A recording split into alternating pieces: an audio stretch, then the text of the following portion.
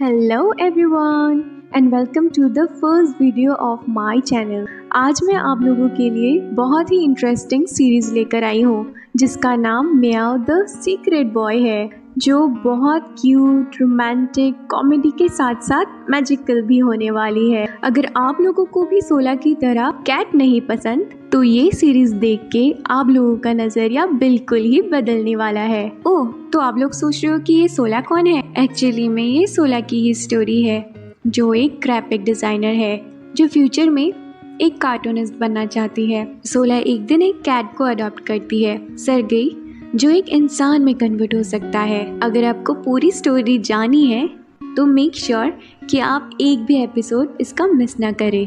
ओह, और मैंने तो अपना नाम ही आप लोगों को नहीं बताया, मेरा नाम रिया है। तो चलिए ज़्यादा देर ना करते हुए पहला एपिसोड स्टार्ट करते हैं। एपिसोड की स्टार्टिंग स्नोफॉल से होती है और वहाँ हम देखते हैं कि दो लोग बातें कर रहे थे जिनका नाम किम सोला और ली जेसन था। जहाँ जेसन के गोद में एक कैट भी होती है जिसको सोला अपने पास लेना चाहती है, लेकिन जेसन कहता है कि तुम्हें तो कैट पसंद नहीं है ना, तो फिर मैं क्यों दूँ।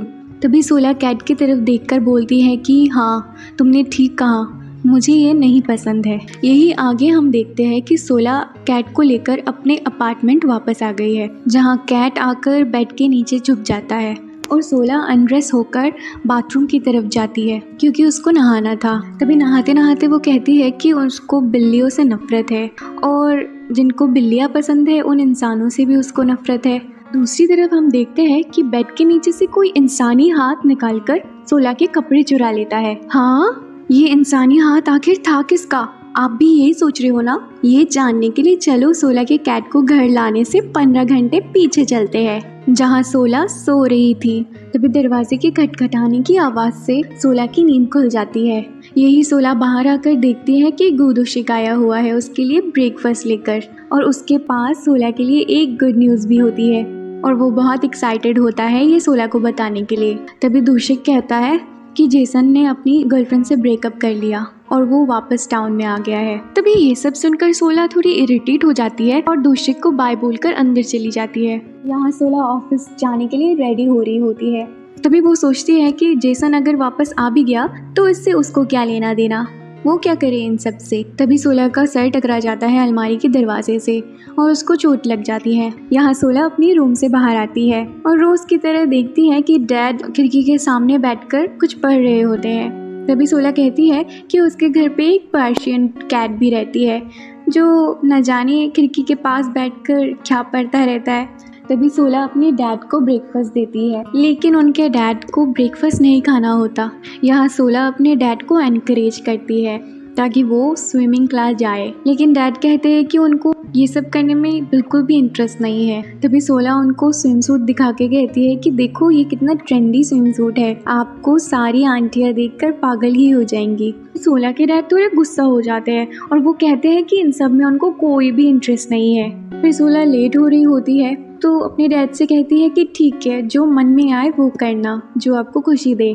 तभी वो निकल रही होती है तो डैड कहते हैं कि एक चीज़ है जो मैं करना चाहता हूँ। तो सोला पूछती है कि क्या वो चीज़ क्या है, मुझे भी बताइए। तभी उसके डैड कहते हैं कि शादी। तो सोला को लगता है कि डैड उसकी शादी के बारे में बात कर रहे थे, लेकिन उसको पता चलता है कि डैड अपनी ही शादी के बारे में कह रहे थे। यहाँ डैड सोला से कहते हैं कि उसको कोई नई जगह अब ढूंढ लेनी चाहिए। यहाँ सोला अपने डैड की इन सब बातों को सुनकर थोड़ी सी सरप्राइज हो जाती है और ये सोचती है कि इन बिल्लियों को समझना वाकई में बहुत ही ज़्यादा मुश्किल है। यहाँ आगे देखते हैं कि गुदुशिक सोला का वेट कर रहा था। तभी यहाँ जियोन आ जाती है अपने स्टिकी नोट्स लेकर।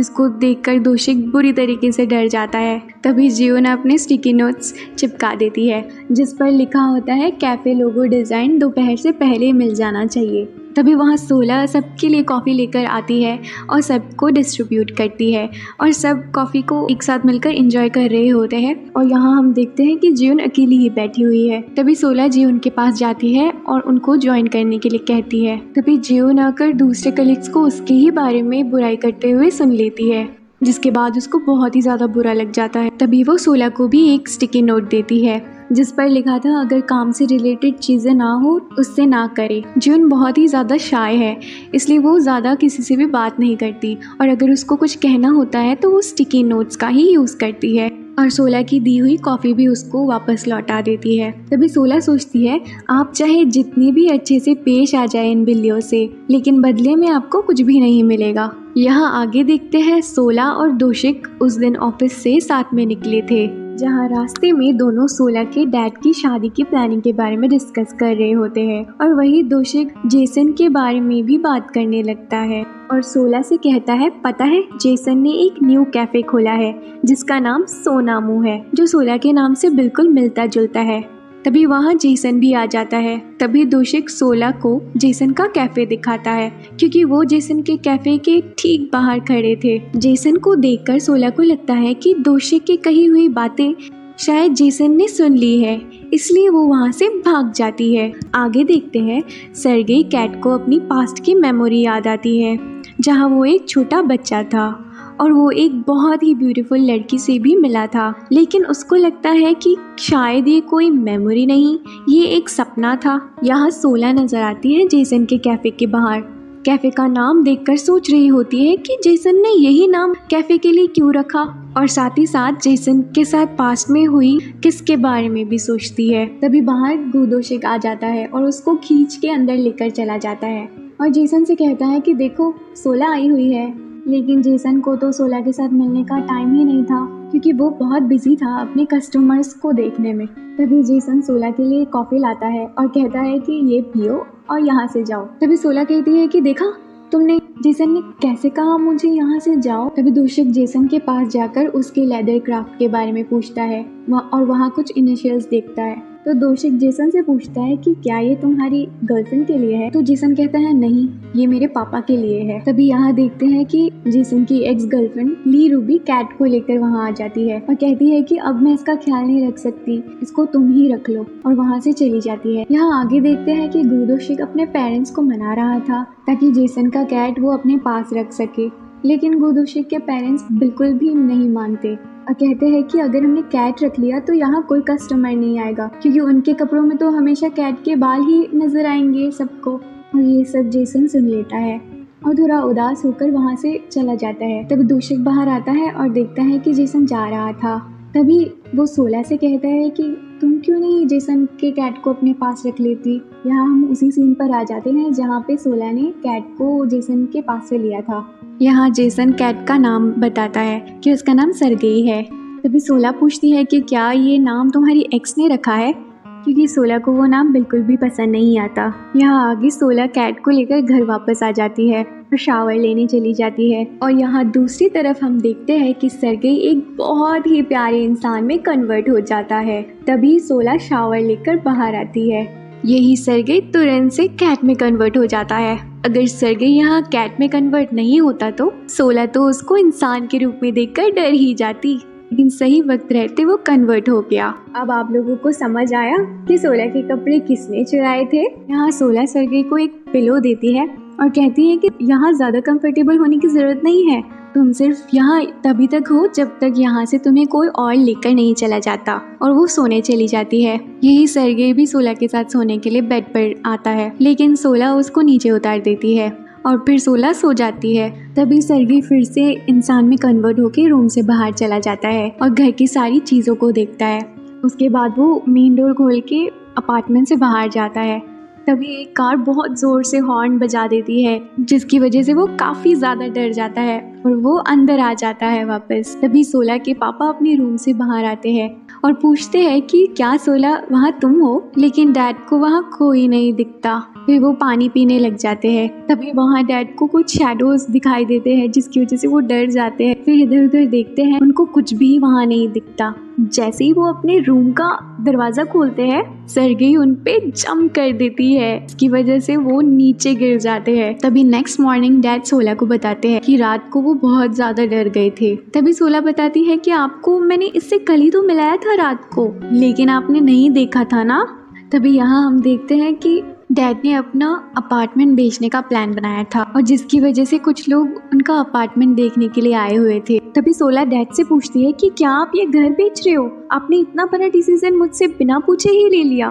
तभी डैड बताते हैं कि हाँ, वो अपने फियांसे के साथ कंट्री साइड रहेंगे। तभी सोला थोड़ी अपसेट हो जाती है और डैड से कहती है कि वो ये शादी नहीं कर सकते और वो ये घर छोड़कर भी कहीं नहीं जाने वाली। यही आगे हम देखते हैं कि सोला गुदुशिक से अपने पापा की शादी की प्लानिंग के बारे में डिस्कस कर रही थी। तभी वहाँ जियोन आकर उनको इंटरप्ट कर देती है और अपनी स्टिकी नोट्स चिपका देती है जिस पर लिखा था कैफे लोगो हॉट पिंक से हटाकर इंडियन पिंक कर दो। वही गोदोशिक गुस्सा हो जाता है और सबके सामने जियोन पर चिल्ला देता है और कहता है कि तुम ये कलर इसलिए चेंज करना चाहती हो ना क्योंकि मुझे पसंद है। तभी वहाँ मिस पार्क आ जाती है और कहती है कि उन्होंने चेंजेस के लिए बोला है। जियोन तो सिर्फ अपना काम कर रही है, जो उसको कहा गया है वही वो उसको बता रही थी। यहाँ सोला के घर पर देखते हैं कि सर्गे फिर से इंसान में कन्वर्ट होकर घर की सारी चीजें एक्सप्लोर कर रहा था।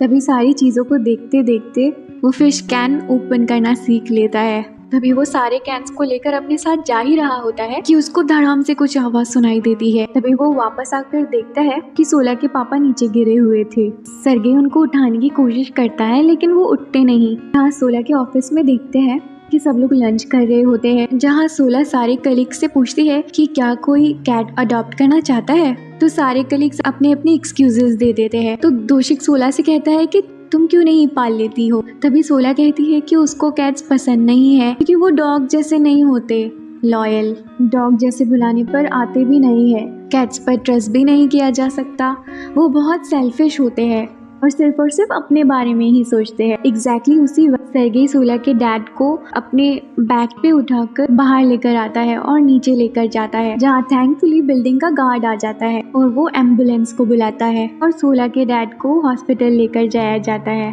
तभी ये खबर सुनकर सोला भागी भागी हॉस्पिटल आ जाती है, जहाँ वो देखती है मिस बांगशिल भी आई हुई थी। यहाँ मिस बांगशिल आके सोला को अपना इंट्रोडक्शन देती है और एक पोइट्री भी सुनाती है। तभी वहाँ डॉक्टर आ जाते हैं। फिर मिस बांगशिल सोला के डैड के हेल्थ के बारे में बहुत सारी चीज़ें डिस्कस करती है डॉक्टर से और यहाँ सोला को अपने डैड के हार्ट कंडीशन के बारे में पता चलता है। तभी उस रात सोला हॉस्पिटल से अकेले ही चली जाती है। तभी रास्ते में चलते हुए सोला को गुदुशिक का मैसेज आता है और वो पूछता है कि क्या सोला तुम ठीक हो और क्या वो जेसन को वहाँ भेज दे।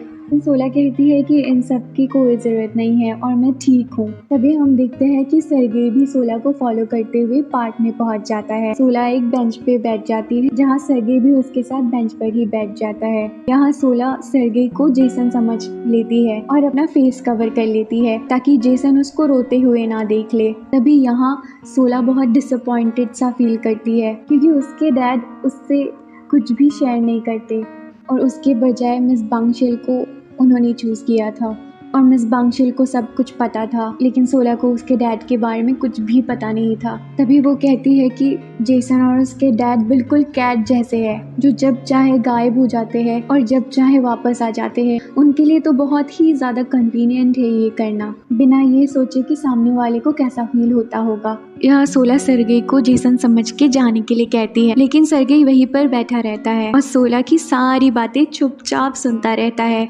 तभी सोला को जेसन का कॉल आ जाता है और वो कॉल देखकर कंफ्यूज हो जाती है और सोचती है कि अगर जेसन कॉल कर रहा है तो मेरे पीछे आखिर बैठा हुआ कौन है। घूमकर देखती है कि वहाँ तो सर्गेई है। सोला कॉल आंसर करती है। तभी जेसन कहता है कि वो सर्गेई का ठीक से ध्यान रखे, जब उसको अडॉप्ट करने के लिए कोई और मिल जाएगा तो वो उसको वहाँ से ले जाएगा और फ़ोन कट कर देता है। तभी सोला सर्गेई को अपनी गोद में लेती है और उससे बातें करने लगती है और कहती है कि तुम कुछ बोलते क्यों नहीं, और उसके नोज पे प्रेस करती है, जिससे सर्गेई को सपने के बारे में याद आता है जहाँ ऐसे ही किसी ने उसके नोज में प्रेस किया था।